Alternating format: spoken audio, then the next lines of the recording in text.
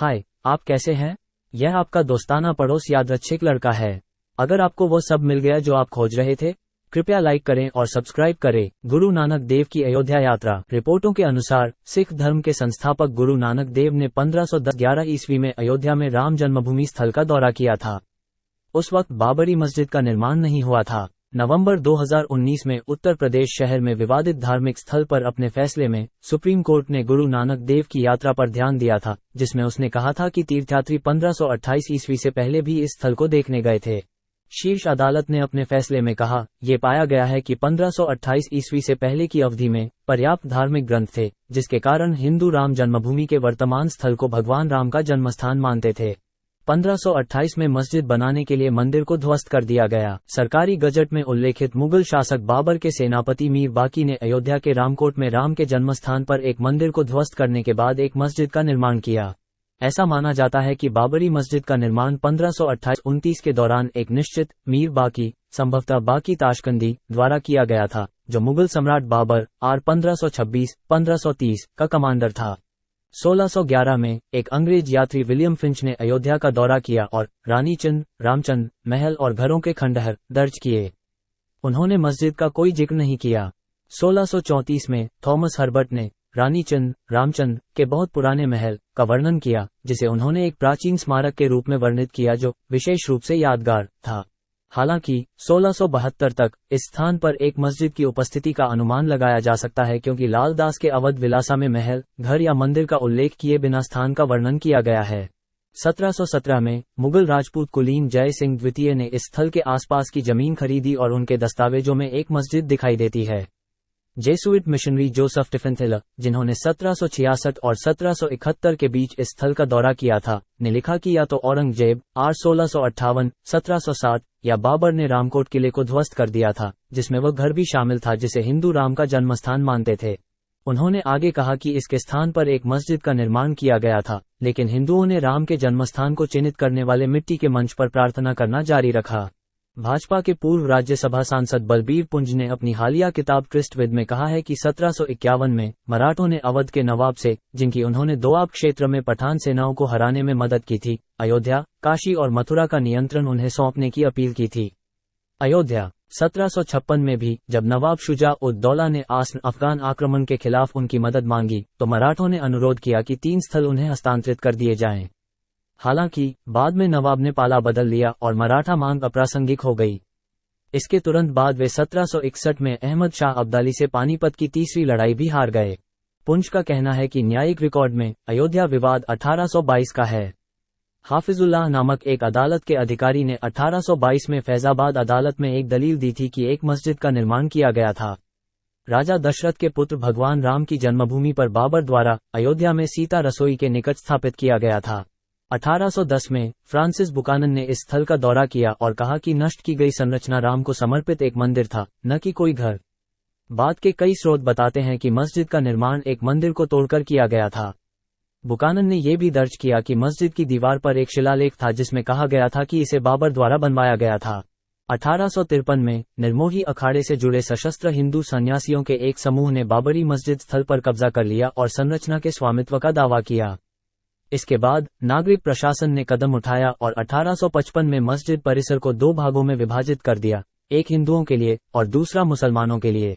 28 जुलाई 1855 को बाबरी मस्जिद के पास हनुमानगढ़ी मंदिर में हिंदू और मुसलमानों के बीच खूनी संघर्ष हुआ। दिन के अंत तक नागा साधुओं और बैरागियों के नेतृत्व में हिंदुओं ने 70-75 मुसलमानों को मार डाला। Major general GD. आउट्रम ने नवाब वाजिद अली शाह को सूचित किया था कि एक शाह गुलाम हुसैन ने हनुमानगढ़ी को नष्ट करने के लिए एक बड़ी सेना इकट्ठा की है, लेकिन टकराव को टाला नहीं जा सका। हनुमानगढ़ी के भीतर मजबूत होकर हिंदुओं ने न केवल हनुमानगढ़ी की रक्षा की, बल्कि उस रक्त रंजित दिन पर मुसलमानों से जन्मस्थान, वह स्थान जहां भगवान राम का जन्म हुआ था, पर भी कब्जा कर लिया, जैसा कि अयोध्या शीर्षक मुकदमे पर 2019 के सुप्रीम कोर्ट के फैसले में कहा गया है। मिर्जा जान द्वारा लिखित हदीगा ए शुहुदा में लेखक ने 1856 में एक अमीर अली अमेथावी द्वारा राम जन्मभूमि पर हमले का रिकॉर्ड बनाया है, लेकिन हमलावर को ब्रिटिश सैनिकों ने मार डाला था। निहंग सिख और राम जन्मभूमि। नवंबर 1858 में निहंग बाबा फकीर सिंह खालसा अयोध्या में बाबरी मस्जिद में घुस गए, जबकि 25 निहंग सिख बाहर पहरा दे रहे थे। 30 नवंबर 1858 को मोहम्मद सलीम नाम के एक व्यक्ति ने निहंग सिखों के खिलाफ एफआईआर दर्ज कराई थी, जिन्होंने बाबरी मस्जिद के अंदर निशान साहिब स्थापित किया था और हवन किया था, साथ ही उसके अंदर राम भी लिखा था। सर्वोच्च न्यायालय ने अपने 2019 के ऐतिहासिक फैसले में उल्लेख किया कि बाबा फकीर सिंह खालसा 25 निहंग सिखों के साथ कथित तौर पर मस्जिद के परिसर में घुस गए और दावा किया कि मस्जिद का स्थान भगवान राम का ऐतिहासिक जन्म स्थान था।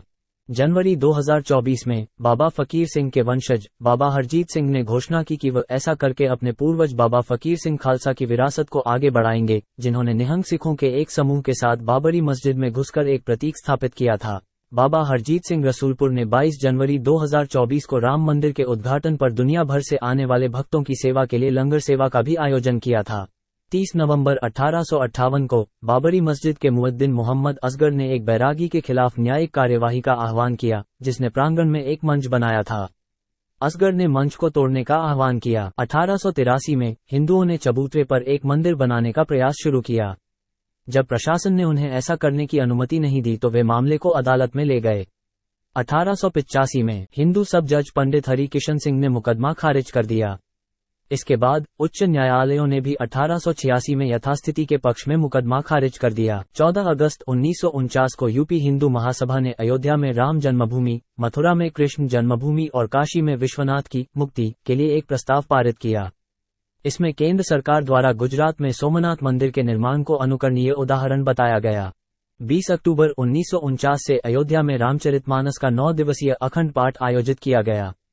फैजाबाद के कांग्रेस विधायक राघव दास ने आखिरी दिन कार्यक्रम में भाग लिया। उन्होंने हिंदू महासभा के महंत दिग्विजयनाथ, महंत अवैद्यनाथ के गुरु, जिनके शिष्य योगी आदित्यनाथ अब यूपी के मुख्यमंत्री हैं, और राम राज्य परिषद के स्वामी करपात्री के साथ मंच साझा किया। 22-23 दिसंबर 1949 की रात को रामलला की मूर्ति अभिराम दास, जिनका जन्म अभिनंदन मिश्रा के नाम से हुआ था, ने सन्यासी बनने से पहले लिब्राहान आयोग के अनुसार मस्जिद में रखी थी।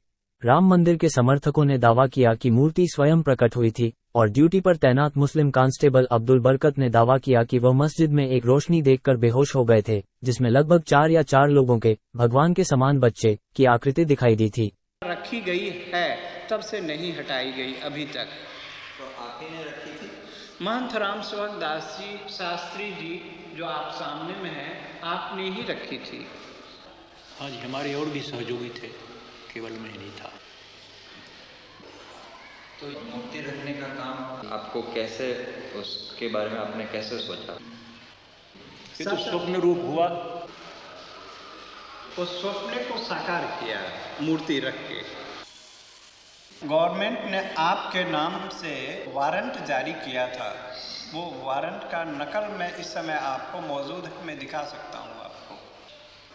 जेल से कैसे निकला? जेल से फिर वो जमानत पर रिहा हुए, मुकदमे चले और मुकदमे से आप फिर बरी हो गए।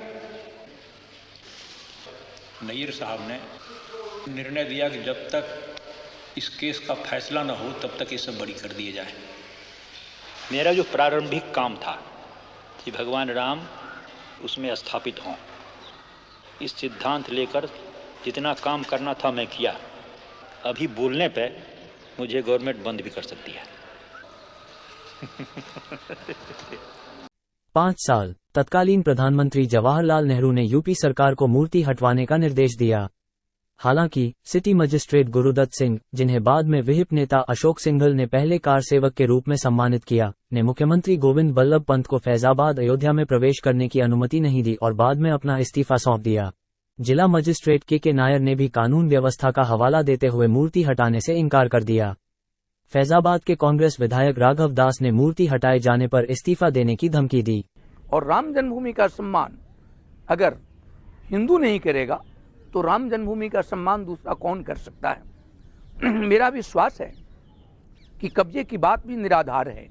मक्का पर भारत के मुसलमानों का, बांग्लादेश के मुसलमानों का, पाकिस्तान के मुसलमानों का, इराक ईरान के मुसलमानों का, इंग्लैंड के मुसलमानों का कब्जा नहीं है, लेकिन विश्व के जन्मे मुसलमानों को मक्का पर अधिकार है इबादत करने का, हज करने का।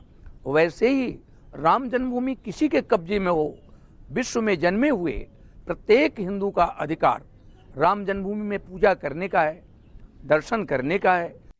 बाद में नगरपालिका बोर्ड ने उस स्थान का अधिग्रहण कर लिया जिसके अंदर मूर्ति थी। नायर को डीएम पद से हटा दिया गया, लेकिन उनकी पत्नी शकुंतला नायर ने हिंदू महासभा के टिकट पर गोंडा से 1952 का लोकसभा चुनाव जीता। गुरुदत्त सिंह बाद में नगर पालिका के चेयरमैन और जनसंघ के जिला प्रमुख भी बने। 1961 में सुन्नी सेंट्रल वक्फ बोर्ड द्वारा फैजाबाद सिविल कोर्ट में बाबरी मस्जिद को बोर्ड की संपत्ति घोषित करते हुए मुसलमानों को संपत्ति वापस दिलाने की मांग वाली याचिका दायर की गई थी। कांग्रेस नेता और यूपी के पूर्व मंत्री दाऊद दयाल खन्ना पहले राजनेता थे जिन्होंने मई 1983 में तत्कालीन प्रधानमंत्री इंदिरा गांधी को पत्र लिखकर अयोध्या, काशी और मथुरा को हिंदुओं को बहाल करने की मांग की थी। यूपी से कांग्रेस के दिग्गज नेता और केंद्रीय मंत्री कमलापति त्रिपाठी ने चेताया। खन्ना पर आरोप लगाया कि वह बारूद से खेल रहे हैं और कांग्रेस की हिंदू मुस्लिम एकता की नीति को नष्ट कर रहे हैं। बीबी लाल के नेतृत्व में भारतीय पुरातत्व सर्वेक्षण की एक टीम ने 1976-77 में भूमि का सर्वेक्षण किया। Were to the west of the Babri Masjid and one to the south of the Babri Masjid, and our trenches were hardly 2 meters away from the outer wall of the Babri Masjid. So, in fact, almost touching it. Now, here is a photograph of the mosque and the trench on this western side. This is the wall of the mosque. This is, of course, the peripheral wall, a sort of retaining wall. Now, from here downwards, we have different levels. Say the early medieval levels, the Gupta levels, Kushan levels, Shunga levels, and further to the 3rd, 4th century BC. In the deep trench here, which you cannot see right now, we went further down about 7 or 8 feet. And in the lowest levels in this trench, we found material such like the northern black polished ware and other things, which go back to about 700 before Christ. This is the lowest deposit, and this probably is the time of Lord Ram, because similar evidence comes from other places like Shrangverpur, Bharadwaj Ashram, Chitrakoot, which are associated with the Ram story. And a similar trench was put on the southern side of the mosque, where again we went to the 7th century BC level, confirming what we get on the other side. In fact, we excavated at 14 places at Ayodhya, so that we did not miss the lowest levels, and we got the same kind of evidence. Well, as I told you, we put a trench on the southern side of the mosque. What you see in this photograph, this is the wall, outer wall of the mosque. This is a recent surface accumulation, but ancient surface is here. As we went about 25 to 30 centimeters below it, we came across a series of pillars. You can see 1, 2, 3, and this one is gone. Another row can be seen sticking out of the section. Now these brick bases are likely to have carried the stone pillars that you now see in the mosque. These are oriented along the cardinal directions, that is north, south and east, west. Likewise, in the mosque, you see these pillars, they are also oriented along the cardinal direction, east, west and north, south. These pillars carry typical Hindu motifs which are found on the pillars in temples. There are sculptures also on them. And stylistically, these pillars are datable to a period around 1100 AD. So, there is enough circumstantial evidence to connect these stone pillars with the bases which we saw in the previous photograph, brick bases found in the excavation. And if further work is done, there is every chance of getting more evidence from underneath the mosque, which will show the connection of these pillars, pillar bases and the actual pillars. The distance also is of importance, which is more or less the same. Now, you see this stone pillar. The base here is slightly smaller than the base that you have of this brick foundation. And this is as it ought to be, because normally, for the sake of strength, you have got a much wider base than the base of the actual pillar. A masjid was built over existing Hindu structure. Why were the columns left exposed? That happens. Sometimes, if you see in various places where this has been done, plinths and parts of columns still stand. In fact, in Delhi itself, there is the mosque Quwwatul Islam. Many of the pillars are still standing there, and over that a dome has been put. And this was nothing unusual. You see, when the Muslim invaders came, they naturally wanted to, sort of show their strength. And as a result of that, there is an inscription in this mosque, the Delhi mosque, known as Quwwatul Islam, that as many as 27 temples were destroyed to produce this mosque. And the very word Quwwatul Islam means the might of Islam.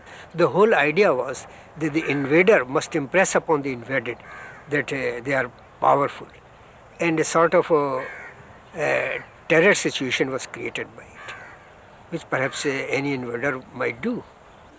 Now, interesting thing is that this is the destruction level of these pillars, and it is from this layer that we found the glazed pottery, which I will show you presently. And the layer which has the material of destruction is of about 1500 AD or thereabouts, because we have got plenty of glazed pottery from this, which is so typical of the Muslim period in India. You see, this kind of pottery never came into India prior to, say, the 13th century. So the destruction is datable to a period about 1500 AD or so. You can't be more precise than that, because pottery has a much wider range. But the destruction of the structure connected with those pillars took place around that period. Professor, how come this circumstantial evidence has not been brought to light so far?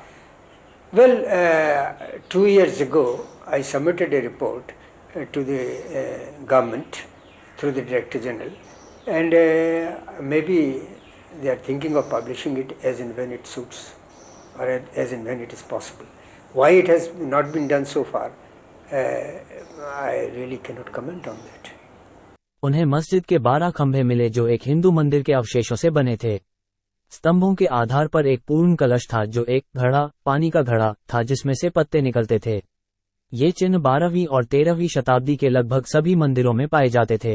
हिंदुओं के लिए ये समृद्धि के 8 शुभ प्रतीकों में से एक है, जिसे अष्टमंगला चिन्ह के नाम से भी जाना जाता है। उत्खनन दल को कई टेराकोटा मूर्तियां मिली जिनमें मनुष्यों और जानवरों को दर्शाया गया था, जो एक मंदिर की विशेषता थी, मस्जिद की नहीं। 7 और 8 अप्रैल 1984 को दिल्ली के विज्ञान भवन में आरएसएस से संबद्ध विश्व हिंदू परिषद की धर्म संसद की बैठक में संगठन ने राम जन्मभूमि की मुक्ति के लिए एक आंदोलन शुरू करने की घोषणा की। अयोध्या, मथुरा में श्री कृष्ण जन्मभूमि और वाराणसी में विश्वनाथ मंदिर। पूर्व अंतरिम प्रधानमंत्री गुलजारीलाल नंदा ने धर्म संसद का समर्थन किया और दाऊ दयाल खन्ना अयोध्या की मुक्ति के लिए राम जन्मभूमि मुक्ति यज्ञ समिति के संयोजक बने। पुंज ने अपनी पुस्तक में कहा है कि 1 जुलाई 1984 को विहिप ने अयोध्या में एक बैठक में मंदिर आंदोलन के बारे में जन जागरूकता पैदा करने का निर्णय लिया। इसके परिणामस्वरूप राम जानकी यात्रा शुरू हुई, जो 25 सितंबर 1984 को शुरू हुई और 6 अक्टूबर को बिहार के सीतामढ़ी से अयोध्या तक समाप्त हुई। दिसंबर 1986 में फैजाबाद जिला न्यायाधीश के.एम. पांडे ने बाबरी मस्जिद के ताले खोलने का आदेश दिया और हिंदुओं को वहां प्रार्थना करने की अनुमति दी। जज ने बाद में अपनी किताब वॉइस ऑफ कॉन्शियस में दावा किया कि जब सुनवाई चल रही थी तो एक काला बंदर अदालत कक्ष की छत पर बैठा था।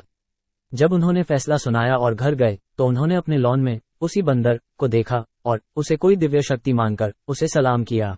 फरवरी 1986 के मध्य में all India Muslim personal board ने दिल्ली में बैठक की और राजनीतिक दलों से बाबरी मस्जिद को मुसलमानों को सौंपने की उनकी मांग का समर्थन करने का आग्रह किया। पुंज कहते हैं, 2 फरवरी 1986 को विहिप ने अयोध्या में एक सार्वजनिक बैठक में मांग की कि सरकार अयोध्या में भव्य राम मंदिर के निर्माण के लिए एक ट्रस्ट बनाए। 3 फरवरी 1986 को हाशिम अंसारी, उन मूलवादियों में से एक जिन्होंने 18 दिसंबर 1961 को बाबरी मस्जिद पर कब्जा करने के लिए सुन्नी वक्फ बोर्ड की ओर से एक रिट याचिका दायर की थी, ने फैजाबाद जिला अदालत के आदेश के खिलाफ इलाहाबाद उच्च न्यायालय का रुख किया। कोर्ट ने कहा कि उसके अगले आदेश तक संपत्ति की प्रकृति नहीं बदलेगी। 6 फरवरी 1986 को लखनऊ में बाबरी मस्जिद एक्शन कमेटी का गठन किया गया। 10 जुलाई 1989 को इलाहाबाद उच्च न्यायालय ने निर्णय के लिए मामले से संबंधित सभी मुकदमों को समेकित करने का निर्णय लिया। मामले को देखने के लिए जस्टिस के.वी. अग्रवाल, यूसी श्रीवास्तव और एस.एच. रजा की एक विशेष पूर्ण पीठ का गठन किया गया था। पुंज लिखते हैं, 19 से 21 अप्रैल 1986 तक विहिप ने अयोध्या में राम जन्मभूमि महोत्सव का आयोजन किया, जिसमें बड़ी संख्या में भक्तों ने सरयू में डुबकी लगाए। 23 24 दिसंबर 1986 को सैयद शहाबुद्दीन के नेतृत्व में एक अखिल भारतीय बाबरी मस्जिद सम्मेलन आयोजित किया गया, जिसके परिणामस्वरूप बाबरी मस्जिद आंदोलन समन्वय समिति (BMMCC) का निर्माण हुआ। BMMCC ने 30 मार्च 1987 को दिल्ली के बोट क्लब में एक रैली का आयोजन किया। सितंबर 1989 में विहिप ने घोषणा की कि वह पूरे देश से पवित्र ईंटें लेगी और 10 अक्टूबर 1989 को अयोध्या में राम मंदिर के लिए शिलान्यास करेगी। कांग्रेस सरकार ने इसकी अनुमति दी। राजीव गांधी ने अपना 1989 का लोकसभा अभियान अयोध्या से शुरू किया था। विहिप ने 1 फरवरी 1989 को अयोध्या में एक संत सम्मेलन का आयोजन किया, जिसमें 10 नवंबर 1989 को अयोध्या में राम मंदिर की आधारशिला रखने का निर्णय लिया गया। जुलाई 1989 में भाजपा ने पालमपुर प्रस्ताव पारित करके इस आंदोलन में पहली बार कदम रखा, जिसमें कहा गया कि राम जन्मभूमि को बातचीत के जरिए या कानून बनाकर हिंदुओं को सौंप दिया जाना चाहिए। प्रस्ताव में कहा गया कि अदालतें भगवान राम पर फैसला नहीं दे सकती। 13 जुलाई 1989 को अयोध्या में बजरंग दल के सम्मेलन के दौरान पूरे भारत से 6000 से अधिक स्वयंसेवक इस आंदोलन में शामिल हुए। पुंज लिखते हैं, समारोह में सरयू नदी के जल से पवित्र घड़े का उपयोग किया गया। 9 नवंबर 1989 को शिलान्यास समारोह आयोजित किया गया और एक दलित कामेश्वर चौपाल ने पहली रामशिला रखी। 25 सितंबर 1990 को तत्कालीन बीजेपी अध्यक्ष लालकृष्ण आडवाणी ने सोमनाथ से अयोध्या तक रथ यात्रा शुरू की थी। श्रद्धेय राजमाता जी, दाहिनी ओर बैठे हुए पूज्य महात्मा संतगण, मंच पर बैठे हुए भारतीय जनता पार्टी के गुजरात प्रदेश के श्री शंकर सिंह जी वाघेला, मंत्रिमंडल के वरिष्ठ सदस्य की इस पवित्र मट्टी को प्रणाम करता हूं। मैं प्रणाम करता हूं सरदार वल्लभ भाई पटेल को, जिन्होंने इस सोमनाथ के मंदिर का निर्माण करवाया, और मैं प्रणाम करता हूं गुजरात की इस भूमि को, जिसने सरदार वल्लभ भाई पटेल जैसे महान देशभक्त को जन्म दिया।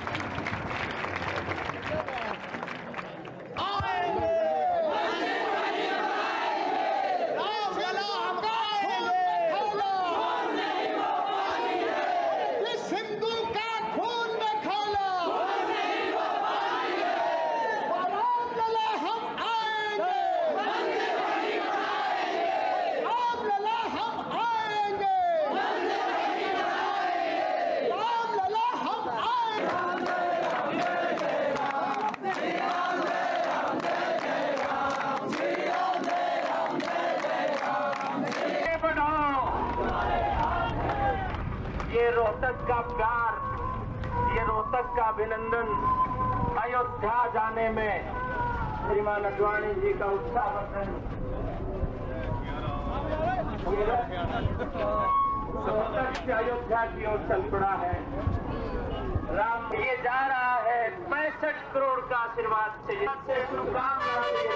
नर नारियों ने जो अभिनंदन किया है, रोहतक के जवानों ने जो अभिनंदन किया है, ये राम मंदिर निर्माण में काम आएगा।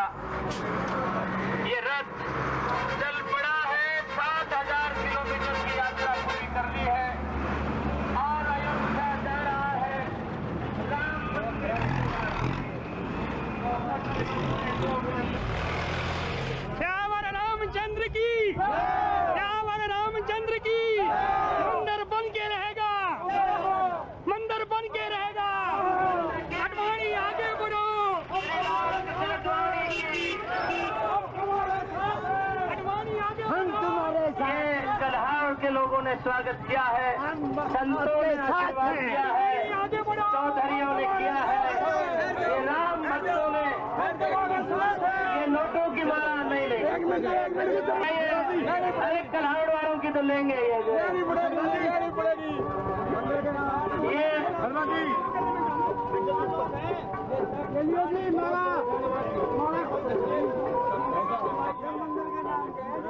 ये जोरदार, जहाँ राम का जन्म हुआ था मंदिर वही बनाएंगे, जहाँ राम का जन्म हुआ था मंदिर वही बनाएंगे। बहुत बहुत धन्यवाद।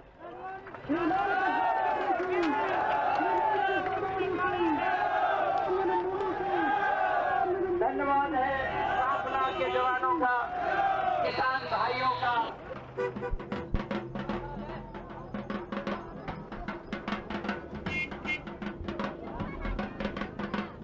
सब लोग जुट जाएं, ये राम मंदिर निर्माण के लिए है। राम मंदिर निर्माण के लिए ये समर्थन का ऐलान है।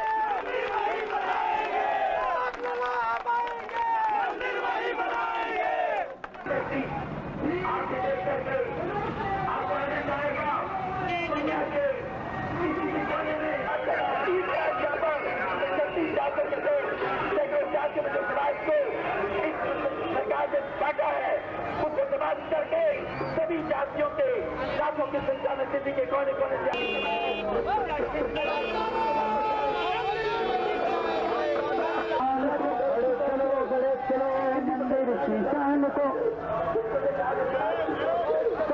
राम की खाते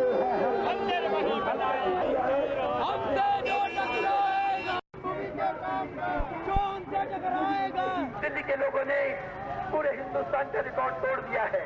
आज जिस प्रकार से लाखों की संख्या में यहाँ पर नर नारी, यहाँ पर नौजवान, यहाँ पर छोटे बच्चे, जिस प्रकार से हालांकि जहां यात्रा गई वहां कोई दंगा नहीं हुआ। भारत के कई हिस्सों में दंगे हुए, जिसमें लगभग 600 लोग मारे गए। 23 अक्टूबर 1990 को मुख्यमंत्री लालू प्रसाद के आदेश पर आडवाणी को बिहार के समस्तीपुर में गिरफ्तार कर लिया गया। भाजपा ने वीपी सिंह सरकार से समर्थन वापस ले लिया, जो गिर गई।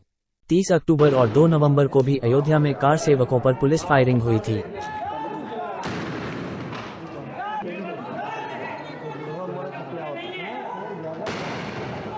उस वक्त मुलायम सिंह यादव यूपी के सीएम थे। पुलिस फायरिंग में बीकानेर से आए 2 भाई शरद और रामकुमार कोठारी की मौत हो गई। 6 दिसंबर 1992 को भीड़ ने बाबरी मस्जिद को ध्वस्त कर दिया।